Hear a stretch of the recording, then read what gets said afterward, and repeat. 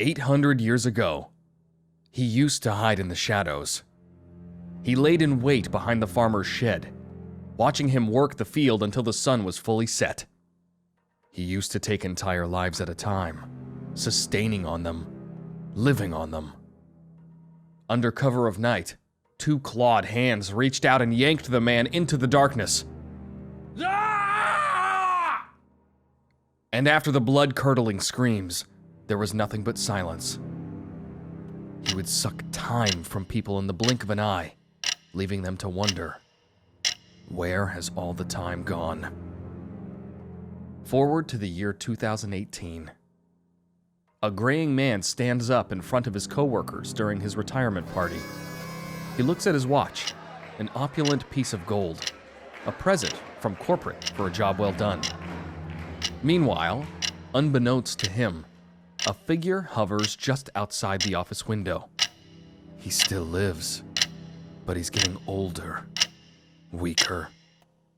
1 year of a human's life used to get him 6 months. Now it gets him 6 minutes. He had to cast a wider net. From where it loomed outside the man's window, the lower office level stretched down to the ground like an endless column. The creature slowly drains life energy from the oblivious workers. It's never enough. Cal Peterson already knows a call was coming, and then the phone rang. And in that split second, Cal perks himself up and brings the phone to his ear. Hello. Good morning, sir. This is Cal Peterson from OBL Insurance. May I interest you in...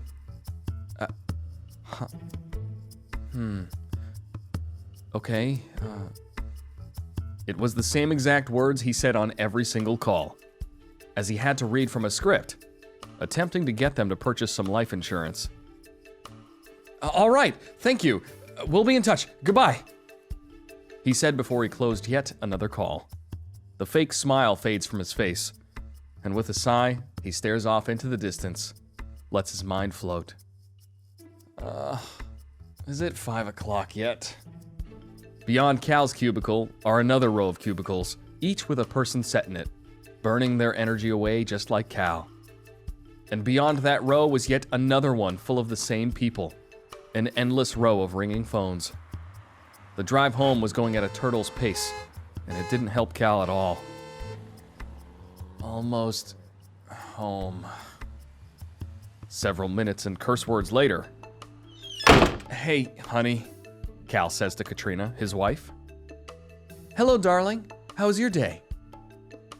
It was really boring. It's so draining. I have to put on this fake smile on my face because the caller can tell when you're not smiling. Katrina always had a way of cheering him up. Don't worry too much, honey. It might not be like that forever. And for now, we can cook up some food together to cheer you up. Katrina's eyes widened as Cal jokingly began to sing the song on the radio word for word. Well, maybe give or take a word, which only made it that much more special to her. After eating, they retreated to the couch and snuggled up for a movie. It's getting late, Katrina said as the credits to the movie started to roll. It's not fair. I only get a few hours a day with you, he says. I know. Come on, honey. Let's head off to bed. Cal turns back to the TV, enjoying the darkness on his tired eyes. He stands up and looks out the window. He sees other people in their houses, still eating or watching TV with their spouses. He breathes in deeply through his nose before he let out a sigh as he drifted off in thought. Why can't we have more of this and less of tiring work? The next morning. With a yawn, Cal lurches his way to the sight of his lovely wife having just finished making coffee and all dressed up for work. She always had an energy about her. She loved her job. Good morning, sleepyhead. Happy June, she says, grinning from ear to ear. June? That's weird. It was just March. Where did the time go? He replies with a chuckle. Well, gotta head off to work, Katrina said. Cal just can't help but smile, and even felt his grouchiness dissipate in her presence. However, it faded every single day she left for work, leaving him alone in the house as he prepared to get ready for work himself. Just when he was heading out, Cal couldn't help but look out the window again and see everyone else getting into their cars and going to work. What if I didn't go to work today? He thinks, pondering the notion of not going to work before he caved. And with another sigh, Cal opened the door and proceeded to his car, heading off for work. What if? Another day, another morning. Happy October, Katrina said. October? It was just June. Katrina's face scrunched up sadly. Time really does fly for you, doesn't it? She asked. Cal looked up at her with a mix of sadness and frustration. Yeah. And it went on and on. Happy January! Happy March! Happy June! And all he could do was smile despite the misery inside. I have got to do something about this, Cal said, as he watched Katrina driving off for work as always. Hey, Cal, make this short. I have an important meeting to attend to. You wanted to talk to me about something? Said Cal's boss. His name is Mr. Keeper, a man who, in spite of his usual dismissive tone, was actually rather affable today. Yes, Mr. Keeper. I need a week off, Cal said. My wife and I want to celebrate our anniversary with a cottage stay. Quaint and quiet, Cal added. Well, that should be all right. Tell Jerry to take your calls for now. Oh, and congratulations on another married year. Enjoy your time off, Mr. Keeper responded. After his shift, Cal's drive home felt like much longer than usual. The gridlock had him almost thinking about ditching his car. He eventually made it home in one piece. Finally! Jeez, that traffic was insane today. Whoa, you're home early, Katrina said, as she walked out of the bathroom to meet Cal in the hallway. How was your day? I asked for a week off. I need to spend some time alone. I'm gonna go up to the forest tomorrow, get some fresh air. Katrina giggled at the notion at first before she realized Cal wasn't joking around. Wait, you're serious? Katrina says. It's not you, honey. Time is just passing by so fast. But I feel like I'm not getting anywhere. Out there, I feel like at least I'll slow down, he says. Then I want you to go and rejuvenate, Katrina said, smiling at him. I'll miss you. I'll miss you too. Let's just relax tonight. I'll pack and leave first thing in the morning. The next morning, Cal excitedly packs his camping equipment, says goodbye to Katrina, and then heads out. He drove out to the national park with all the supplies he would need for a couple of nights. Out in the woods, he put up a tent, and his mood slowly seemed to improve by the second. It was a bright, sunny day at the park. Cal started his day off by sitting around and laying still, watching the clouds go by. He fished for hours upon hours, and made some of the best meals he's had in a while from his catch. He grabbed some pine needles off of a tree, crushed them in his hands, and smelled it. It smells amazing. The dark circles under his eyes fade over the days. For the first time in what seems like forever, he feels alive. It was another wonderful day at the national park. Cal sat beside the fire while inspiration suddenly struck him. He scribbles on a piece of birch bark using a stick and the chunk of coal from the fire pit. All right, Cal, what's the game plan here? He says to himself. He drew a diagram of his life plan. Let's see. Time with Katrina, time outside, pay off loans, enough money to live comfortably, maybe support children someday, but most importantly, to live the rest of my life doing things I love to do. Cal smiles as he looked down at the scribbles he made and feels accomplished with it, smiling on his own for the first time since he could remember. His smile faded as he thought, how do I achieve all this? The next morning, Cal woke up in his tent feeling bittersweet, bummed to be leaving the campsite. But he was also excited to get back to Katrina, and even felt like maybe work wouldn't be such a daily drag. The last day of blissful solitude. Cal turns from his side and onto his back, staring at his tent's roof, absent-minded. At least I get to see Katrina. Maybe we can catch and actually finish a full movie tonight. He started gathering some wood for the fire and headed back to the campsite. What he saw next gave him the chills. There was someone at his campsite. What the? As he got closer, he noticed the person saw his scribbles on the birch bark. Hey, what are you? Cal said cautiously. The stranger turned his head toward him. Cal's blood ran cold as he realized he was wearing a mask. Hello, is this yours? Said the stranger. Who are you? And what's with the mask? Someone who might be able to help, the masked man replied. Cal was starting to feel a bit uneasy and irritated, especially after seeing that the stranger had gone through his notes. Help with what? He says, maintaining appearances all the while keeping his wits about him. Cal proceeded casually and squatted down to cook some fish at the fire. Want some fish? I got more than I can eat and I'll be leaving today. The stranger shook his head and remained quiet. Have you ever heard of Bitcoin, Cal? The stranger asked, breaking the silence out of the otherwise tranquil campsite. How do you know my name? Cal said, this time becoming all the more suspicious. The stranger remained silent. No, but look, I'm not interested in some scam, Cal continued. Not a scam, the stranger replies. Cal stared at him and slowly nodded his head back as he widened his eyes, sarcastically agreeing. Right, not a scam. There is more to Bitcoin than what people think, the stranger replies. Look, I'm not about to spend my precious free time with things like the stock market, Cal continues. He almost laughed as he said it, letting the stranger know he still wasn't buying it. The masked man just shrugged his shoulders. Then, what exactly are you spending your time in, Cal? The stranger asked. It seems to me that you like to be here with nature. You like the freedom. So tell me, can you quit your job? This annoyed Cal even more. Oh, yeah, just up and quit my job. Like it's so easy. Wait, who are you anyway? Cal, there's always a way. I apologize for not introducing myself. You can call me Satoshi. Satoshi Nakamoto. There is great injustice going on every day in this world, Cal. People face it every day, yet they are too blind to see. The current system is designed for the benefit of a select few. How can regular people have any fighting chance when the playing field is nowhere near even?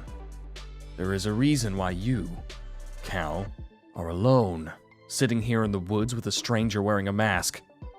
With the way the system is currently set up, if money equals the time we spend working, then those in control are stealing your time, stealing your life. The stranger continued as Cal begins to feel less suspicious. But there is a way to give back to the people, those who really need it the most, a way to even the playing field. I call it Bitcoin. Wait, Cal said. You're telling me you invented Bitcoin? Yes, Satoshi replied. And that's not all. If you're interested, read this. My number is on the back. Contact me if you're looking for a different type of job, Satoshi said as he held out a stack of paper in front of Cal. But I thought the whole point was to get out of the 9-to-5. Who said it's a 9-to-5? Satoshi replied with a chuckle. You'll know when you call me. This knowledge has an effect on people. Cal's eyes squinted as he held the stack of paper. It was titled Bitcoin, a peer-to-peer electronic cash system. Cal remained silent, staring at Satoshi as he wandered off and disappeared into the dark, before he looked back down at the papers handed to him. Under the light of the bonfire, he began to read. Cal went home and kept the Bitcoin white paper near him. He didn't understand it at first. In fact, he got more confused. But it led him to research the topic and question his current finances in general. But the more he learned about finance, the more he didn't know. It was a rabbit hole. When he wasn't on a call, he was reading, making his days fly by. But this time, in a completely different way. Even the drive to and from work became much less stressful with all the new information he's learning. Man, these finance podcasts are amazing. Makes time spent during traffic not seem so bad. Whoa, I've never had this much before, Cal thought as he checked his account on his smartphone. $12,000. For a moment, he thinks, maybe I should call Satoshi. Nah, not yet. What am I gonna tell him? Thanks for inspiring me, now I have more money? Thanks. Nah. I've gotta wait until I have something bigger to show. Cal continues to learn about financial freedom every single day. Jeez. Why do they have to use these complicated finance lingos? But it's actually pretty simple once you get some key concepts. So, why make things so complicated for everyone? He thinks to himself. Student loans became his next target to strike with the money he was saving and investing. Wow, I even managed to pay off my student loans, he said to himself after a year of consistency and making his final payment. And I can actually take Katrina out every once in a while. His life was getting better by the day, but he couldn't figure out the words to tell Satoshi. Another year passes by. Unlike then, Cal and Katrina decided to have dinner at a restaurant tonight. It's been exactly 1 year since we paid off all our debt. But let's not get used to this, Katrina says. I told you we didn't have to go out. I would have just as loved spending time at home with you. Plus, it's free. I know. Don't worry. I'm keeping count. This is only the second time we went out to a place like this for the past year. But you've got to admit, we have to celebrate paying off the house. Can you believe it? The couple went back home after dinner, their bellies and spirits full. Man, I'm stuffed, Cal says. Let's put on something more comfy, Katrina replies as she heads back to their bedroom. Cal pauses for a moment and stares at his phone. I think it's time to call Satoshi. Cal sits on their sofa and dials Satoshi's number. There's an air of excitement and gratitude about him as he puts his phone to his ear. Then, a voice all too familiar with Cal. Hello. Hi, Satoshi. It's Cal. You told me I'd know when to call you. We met in the woods. Yeah, I remember. How's it going? Cal can't help but smile as he spoke to Satoshi. I just wanted to thank you. You've inspired me after you gave me that white paper. Ever since then, I went down the rabbit hole of finance, paid off our loans, got into investing, and even paid off our house. Happened today. That's great, Cal. Step 1 complete. Now get ready for step 2. That's when things get interesting, said Satoshi, just before he abruptly cut the call short. Well, that was fast, Katrina says. Yeah, he just said things will get interesting and then hung up. But things are already interesting. Well, he is a little weird. Cal and Katrina were able to just kick back and relax. At least Katrina and I have more time together. Finally. Katrina was so happy that Cal had been getting into personal finance, and he had been teaching her too. Does time still fly? Katrina asked as they sat on the couch. Yeah, but now it's because I've been enjoying myself. Yet I still think I need to quit my job and focus on investing in this Bitcoin thing full time. I agree. I can already see the effects, Katrina said as Cal rubbed his eyes and yawned, prompting Katrina to stand up. Let's head to bed, honey. It's getting late. I'll be right there. Let me turn this off. Cal reached for the remote to turn off the TV, but before his fingers even touched the remote, a small spark flew from the tip of his finger into the power button, shutting the television off. Cal sat there for a moment, staring at his hand and the remote. What the? Did the TV turn off by itself? I must be really tired in imagining things. The next day, Cal enters the elevator at work. He wanted to speak to his boss, but was instructed earlier that his boss moved to a different floor. He's a bit confused when he reaches it. That's weird. Did my boss switch his office last week or something? He thought. Outside the elevator, Cal walked up to the large double doors and knocked. Before the door opened, seemingly on its own, a secretary appeared from behind it. How may I help you, Mr. Peterson? Hi, I came to see Mr. Keeper. Is his office here now? Do you have an appointment? No, but... Let Mr. Peterson in, a voice said. As Cal got a glimpse of the man, he tried his best to keep any expression from appearing on his face despite being shocked at the sight in front of him. That's weird. He sounds just like Mr. Keeper. Wait, is that him? He looks like him, but older. Hello, Cal. He sounds so weak. I could barely hear him speak. Cal thought before he noticed something strange that was with them in the room. What's with the purple glowy stuff floating around the office? Just before it got even more awkward, confidently, Cal speaks.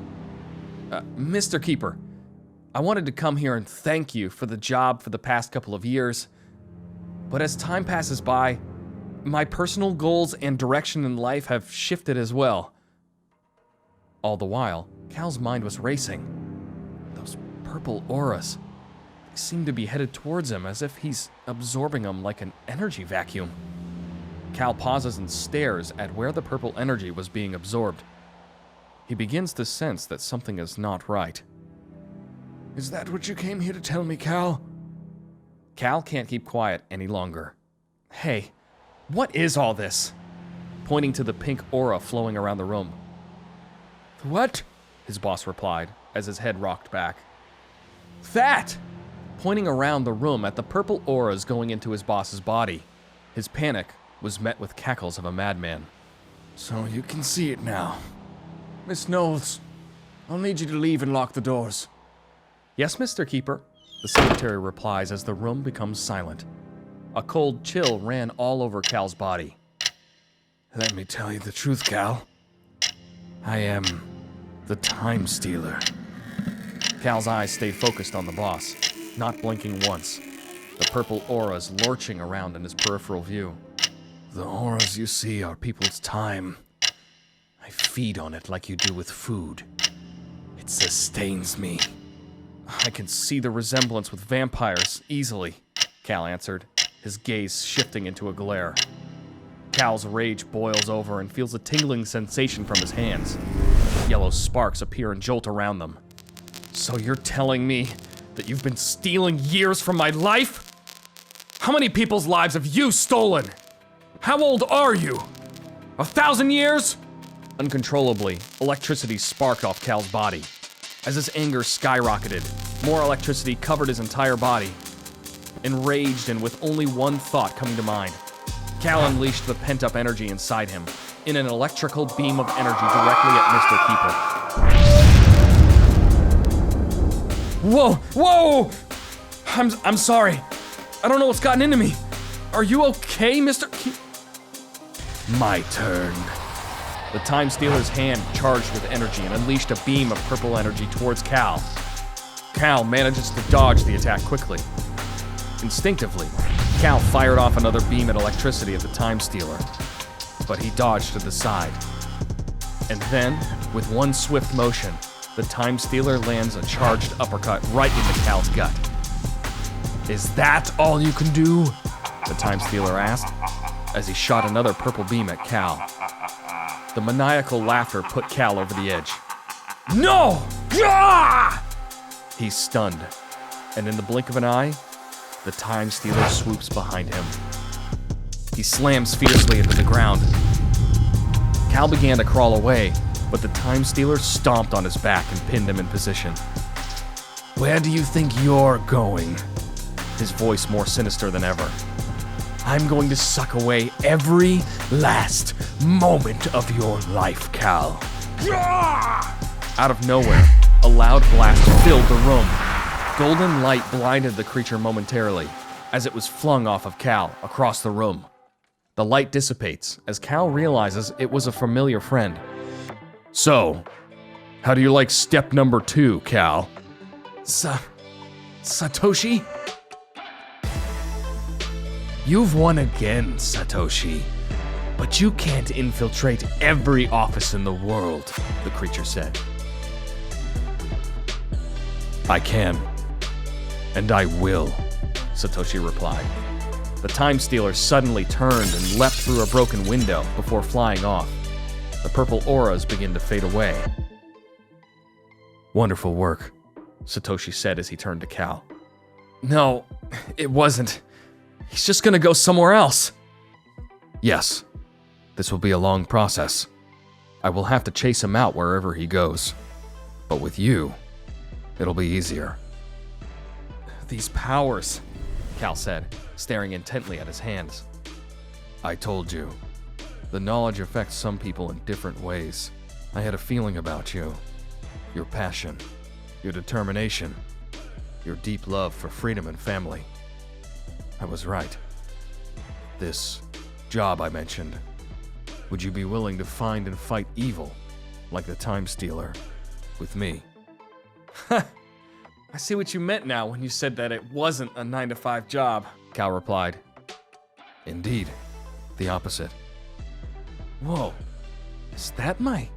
Satoshi pulled a golden yellow suit from what seemed like out of nowhere before he held it out for Cal to see. I'll need a captain for my team.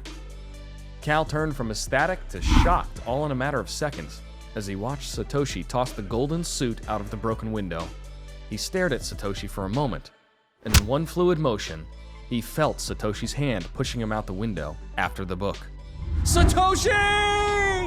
His heart pounds as he flails his arms and legs mid-fall. And in the blink of an eye, Cal was able to grab a hold of the suit mid-air. He clutches onto it tightly, despite his panic, and closes his eyes to brace for impact. A few moments pass as he realizes the wind wasn't blowing by him anymore. Everything was still, like he weighed nothing at all. He opens his eyes. I am flying! Cal let out a joyful shout before flying back to the office, where Satoshi stood waiting. He lands gently on the office floor. I'll be your captain, Cal says as he shakes Satoshi's hand. Then I'll build your team. Captain Bitcoin smashed through another window and flies off into the sky.